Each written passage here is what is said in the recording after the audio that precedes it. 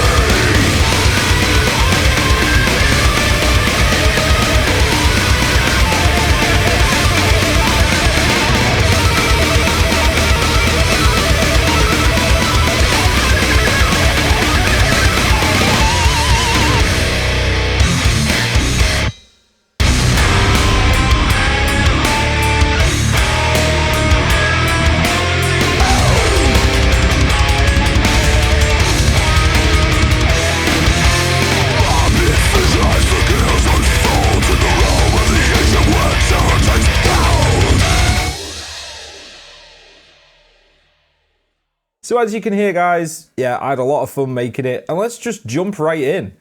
You know, master track, you've seen it all before. If you've not seen this before, check out my mastering video, I'll link it below.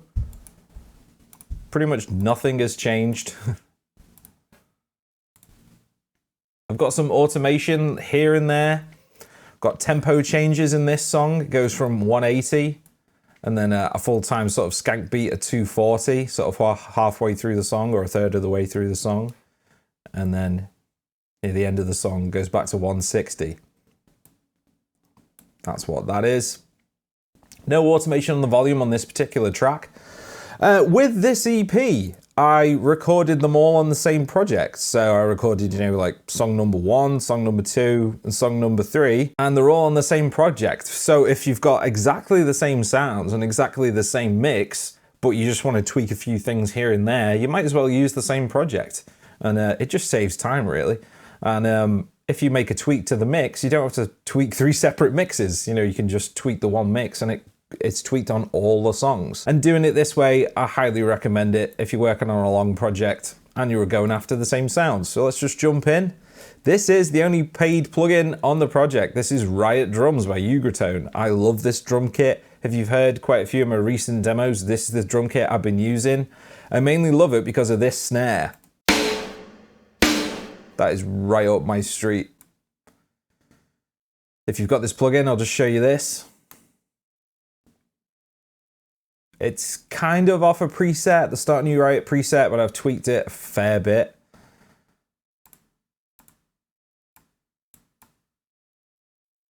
That's what I've done with the effects.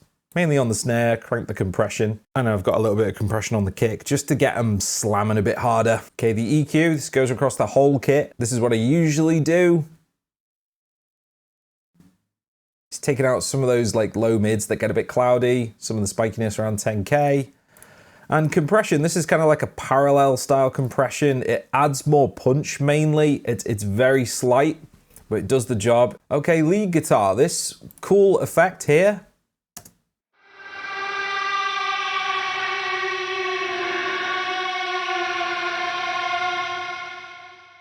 I mean, like, you know, super scary horror movie type stuff. This is the built-in DX effect on Reaper. It's a time-based wah-wah. These are all the settings. NA828, this is just my favorite Tube Screamer plugin ever. Works fantastically pretty much with any amp I use. Teaser by Vitar Amps or Vadim Taranov. This thing is just a solid lead tone. I love it. Okay, Pulse. Red Giant 6. Not what I would usually go for, but I really liked it on this mix. It's got enough sort of hair on the top. It's got quite a flat mid-range, which I quite like. And it sounds huge. Check it out. My Red Giant Impulse Response Pack is linked below as well. Mercurial Chorus, just to get some stereo width. If you just use the mix knob all the way down, it's just like straight up the middle or wherever you put it. The more you crank it up, the more it spreads over the stereo spectrum. I love it on lead guitar and on vocals. It sounds great. It's great on singing vocals, add a bit of chorus, you know, get the lead guitar moving a little bit. It's fun. It's really nice. EQ, pretty much just keeping the guitars in the mid-range. Valhalla Supermassive. I mean, I can't say enough good stuff about this. It's just one of the best free plugins ever. If you want some crazy sounds, this is the way to go. Using the Sagittarius mode. I mean, just a very eerie, crazy, delayed reverb thing. Don't really know what it's doing, but it really works. Kilo Hearts Delay, I was actually using this for a different song. It's not actually on the finished version of this song. Bass guitar, nothing you haven't seen before. BOD, just one of the best free plugins out there for bass. It's a Sansamp copy. Check it out if you haven't already. EQ, I've explained this stuff a million times. Shelving the lows at around 80. Shelving some of the highs, gets a bit spiky up here on bass, don't really want any of this. Scooping the hell out of it. This is the main tone for the bass.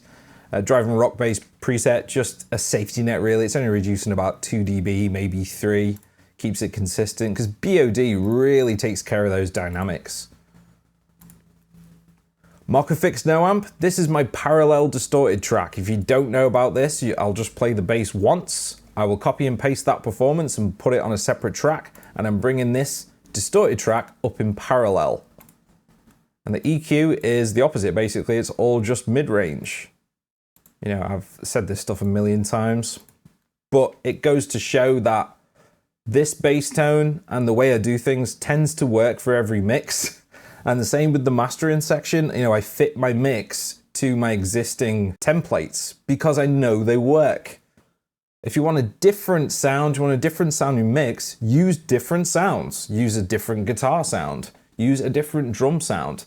I mean, just changing the snare, you know, it's amazing how much the mix changes. Driving rock bass preset, this is pretty much just a safety net, it's barely touching it. Guitars. This is one of my favorite guitar sounds I've got on our Nest of Scum release. Got the Effector Silencer as a gate. NA828 as a boost, not a severe boost, just boosting enough to get that nice percussive cut. And I've got Mega Fuzzy MK4 from Vitar Amps, just straight up probably my favorite Vitar Amps guitar plugin. Probably my favorite guitar plugin ever. It's just got that really versatile sound. I mean, this mid-range goes from ultra scooped to like super modern. The gain, you can have it high or low, it still sounds great. You've got the low frequency and the high frequency gain controls, the filters before you hit the amp. It just sounds bloody brilliant. I love it. I'm going into Pulse and I'm using just Barefoot 7. The Barefoot pack is my own pack of IRs, also linked below. You really can't go wrong with Res Barefoot 7 or number 1. They just work on pretty much any kind of mix. EQ, nothing you haven't seen before. Second guitar, not much different really. The amp settings are a little bit different, I think. But I've got a completely different IR. I've got Res Barefoot 1. Barefoot 7 is a condenser mic and Barefoot 1 is a dynamic mic. And they're both at sort of the same position on the speaker, but different mics. So you get that nice stereo width. As much stereo width as I'd like anyway. EQ, near enough the same. Probably cutting a little bit more 4K there. This pitch shifter 2, I'm not actually using it. It's in bypass. Vocals. Did a few things a little bit differently this time. I did a lot more automation with sort of a throw delay. I guess it's a throw delay. I'm turning the delay on and off. So on this part, I've got it on. Just solo that out and show you. We're in the depths of the abyss, where darkness reigns. And then we get to this bit where I'm talking a little bit faster and I turned it off. Screams of the lost, whispers of the dead, and the wells of the forsaken where no light can stand. Cries of the fallen, the dirge of the weak. EQ, it's fairly tame. I do high pass quite high, but I am using a dynamic mic really close to my face, so there's quite a bit of proximity effect, but that's the way I do things. I go handheld and it really works for me, so I'm cutting a lot of lows out, but it still sounds quite meaty.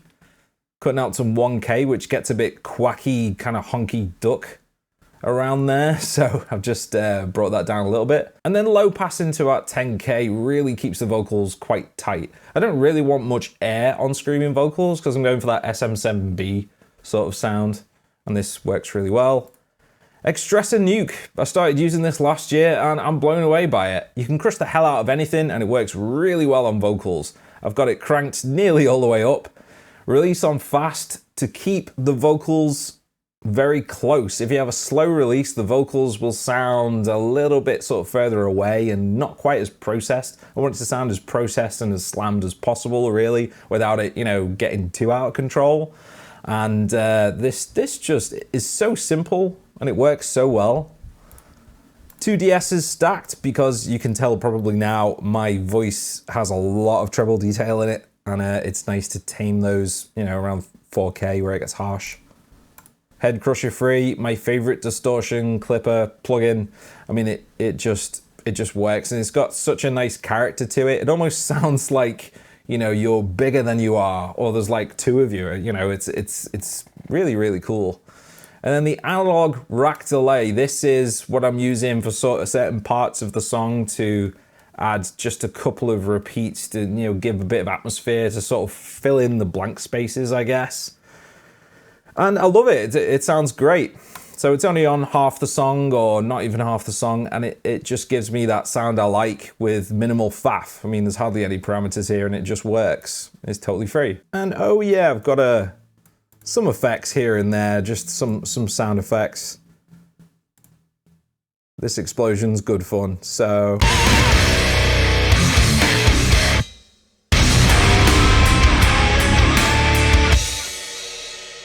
Yeah, it's fun to do that. It's just an explosion sound. I don't know where I got it.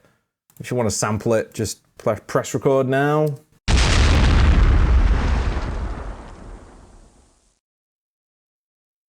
Yeah, good fun. So I'll just solo out the drums.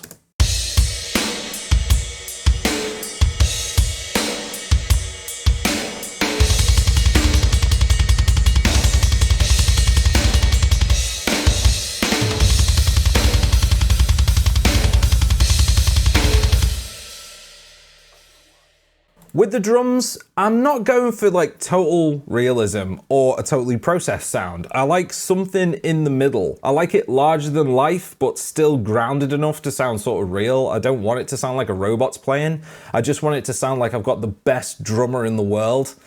And yeah, I'm happy with the results. Lead guitar, just let you hear like both types. This part doesn't have the Valhalla on, but the next part does. And then you can see I've engaged with automation Valhalla back on.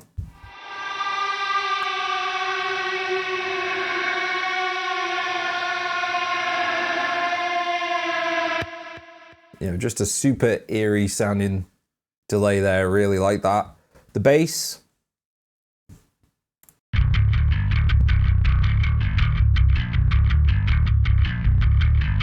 So that's doing the lows and the highs and the general sort of meat of the bass, and then the distorted track. Yeah, I love that. It's got that growly sound. I'm not going for that modern Dingwall thing. I'm going for more of a 90s sort of and noughties sort of bass tone. And I really like how that sounds. Oh yeah, the guitar bus. Totally forgot. High pass to 120. There's a lot of low end going on here. I'm tuned quite low, and with the kick drums going a million miles an hour and the bass thumping away, you really don't need anything below 100, and about 120 seemed about right for this mix. Doing the Andy Sneap trick here at 200. It's just reducing about 3 dB when I'm super chugging. High end here, reducing a little bit more than I usually would. At 4.5K, it just got really scratchy. It gets scratchy on pretty much any guitar sound unless it's processed. Reducing about 2.5 dB in gain. And I've spread it out wider than usual just to really keep it smooth, because those scratchy frequencies are just not good for man or beast.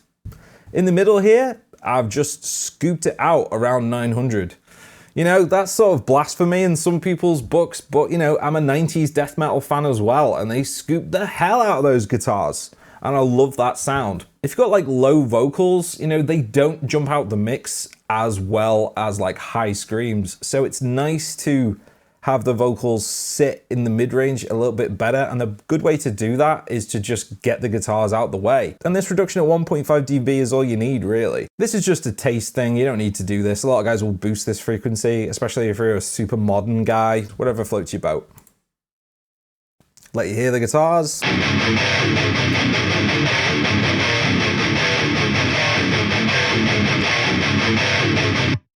You know, a very aggressive, fairly gainy sound. It's not as gained out as I usually go. It's still got a decent mid-range so you can hear what's going on. It's not just a mess. It's a nice V30 tone. It's tight. It does the job. Vocals soloed, you've already heard it. Mob it vision as the chaos unfolds in the realm of the ancient where terror takes hold. Like, you know, soloed, that sounds like too much delay, but in the mix, it has a nice... It fits in quite well.